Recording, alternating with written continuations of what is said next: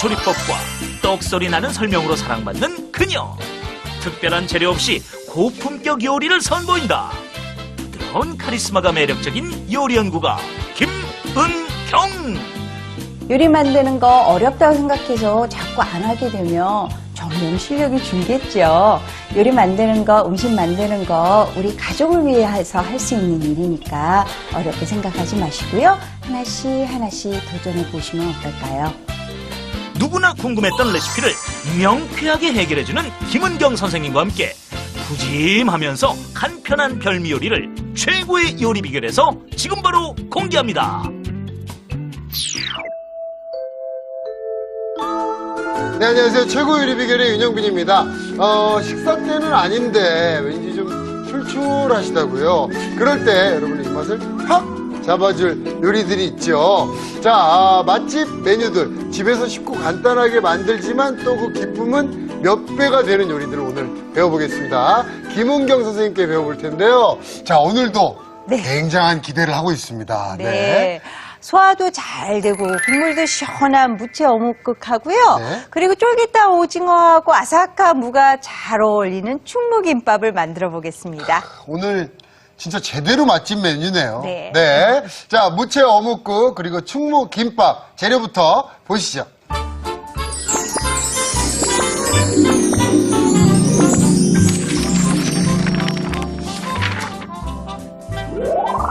국물 요리의 결정판.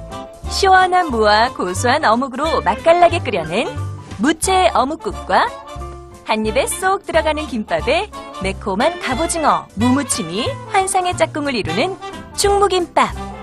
재료 살펴볼까요?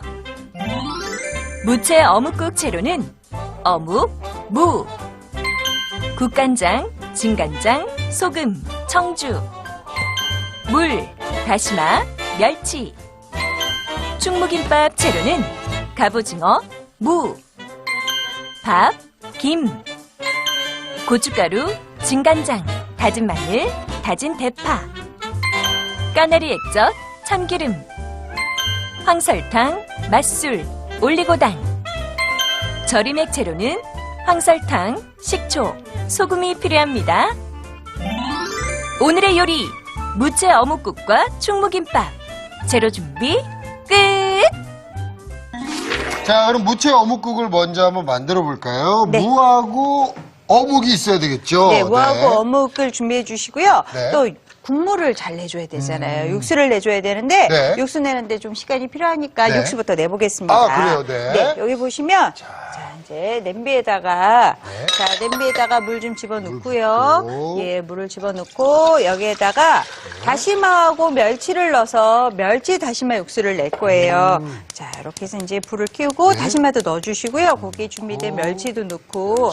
근데 멸치랑 다시마 육수를 낼 때는 네. 너무 센 불에서 팔팔 끓여버리면 다시마에서 쓴맛이 우러나니까 네. 약한 불에서 은근하게 끓여주셔요. 그러니까 은근하게 끓이다 보니 시간이 조금 필요해요. 네. 한 40분 정도 끓여주셔야지 되고요.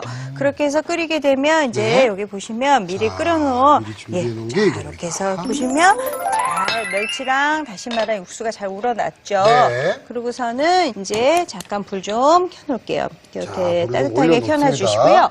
그 다음에 이제 무하고 어묵을 손질하는데 어묵을 손질하는 데 있어서 어묵에 보면 이제 생선살을 주로 이제 튀겨놓은 거잖아요. 그렇죠. 그러다 보니 이렇게 만져보면 이렇게 손에 기름기가 많이 묻어나와요. 네네네. 이대로 국물에 넣으면 그 국물 자체도 기름이 둥둥 떠서 시원한 맛이 덜하죠. 네. 그래서 이것도 끓는 물에다가 삶아서 기름기를 좀 빼주세요. 네네. 해서 준비해 주시는데 지금 물을 지금 끓여놓고 있어요. 팔팔 끓고 있는 물. 자, 이렇게 그냥 다른 거 안 넣어주셔도 되고 네. 그냥 어묵을 넣고서 살짝 데쳐내기도 하고 그렇죠. 기름기도 빼주고. 그렇죠. 그래서 이거를 익히기 위해서 넣는 게 아니라 네. 이렇게 겉에 있는 네. 기름을 한번 빼준다 생각이 되게 바글바글 끓여주세요.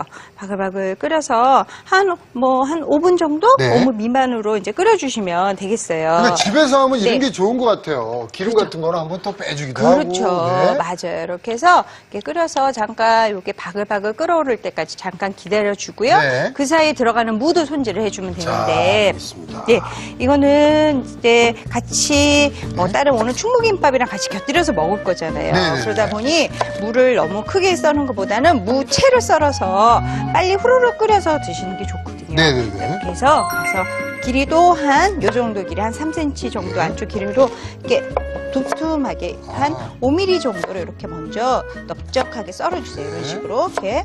약간의 두께가 있게. 네, 이렇게 해서 두께가 이렇게 썰어주시고요. 이 두께 요 막대 썰기라고 하거든요. 네. 이렇게 해서 썰어서 이렇게 보시면 이렇게 썰어져 있는 거를 막대 길쭉하게. 모양처럼. 근데 이제 어묵국에 무가 들어가는 거는 정말 잘 어울리는데 이렇게 또 네. 채로 썰어서 넣으면 또 좋은 점이 있나요? 예, 그래서 국물이 빨리 우러나고요. 네. 무도 빨리 익혀지니까 이제 급하게 후루룩 끓일 때 아주 국물 시원하게 해서 끓일 때 좋죠. 그래서 또 김밥이나 이런 거 드실 때 네. 그냥 그것만 하면 목이 메잖아요. 그렇죠, 럴 그렇죠. 때 이제 국물이 필요하면 이렇게 무채고 해서 드시면 무가 또 소화를 도와주잖아요. 그렇죠. 예, 이렇게 해서 이제 썰어서 준비해 주시면 그러니까 되고요. 한층 좀 빨라지겠네요. 준비하는 속도가. 맞습니다. 아, 이제 채도 굉장히 이쁘게 잘 써시네요. 이렇게 모양도 일정하게. 아이고, 아유, 감사합니다. 네, 밥을 잘 썰으셨어요. 그래서 이제 보니까 여기 보세요. 네. 이제 이게 바글바글 끓고 있는 거 보이시죠? 네네네. 그러면서 여기 보면 나중에 이제 이걸 건져내고 잠깐 찬물을 또 준비할게요. 그러니까 바로 또 해야 되니까 잡고 그래서 있겠습니다.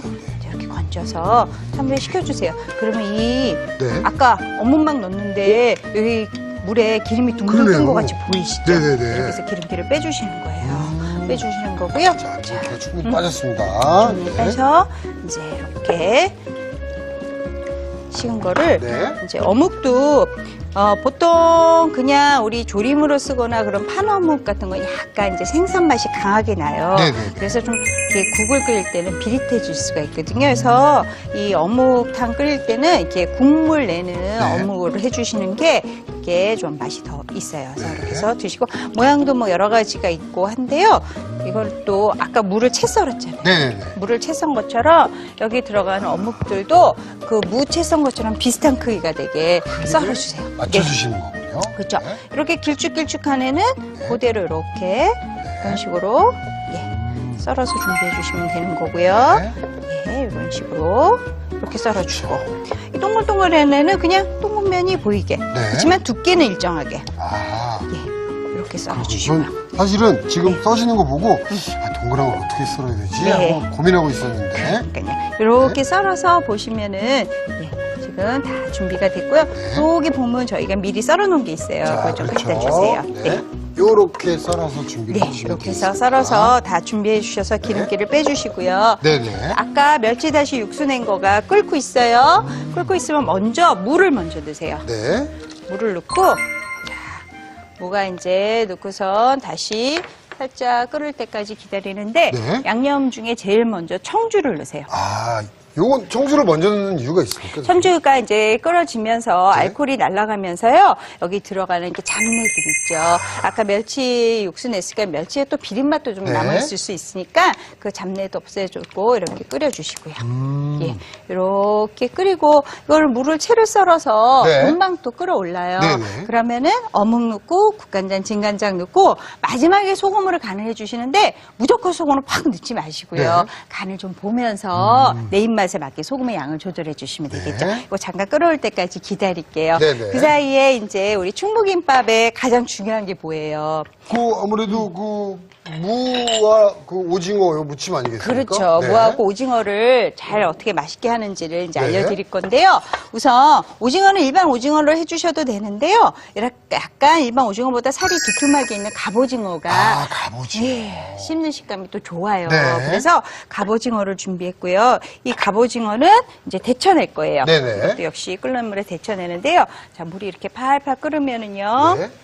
제가 충무로에 살았거든요, 어릴 때. 네. 그래서 충무김밥 많이 먹었습니다. 아, 그러시군요. 충무로에서 나왔군요. 충무김밥이. 아, 근데 충무로에도 있었어요. 그래서 저는 네. 당연히 충무로겠거니 했더니 네. 이게 통영 예전에 충무라서 네. 충무김밥이더라고요. 맞습니다. 네. 네. 우리. 이렇게 죄송합니다. 제가 쓸데없는 소리 했죠? 네.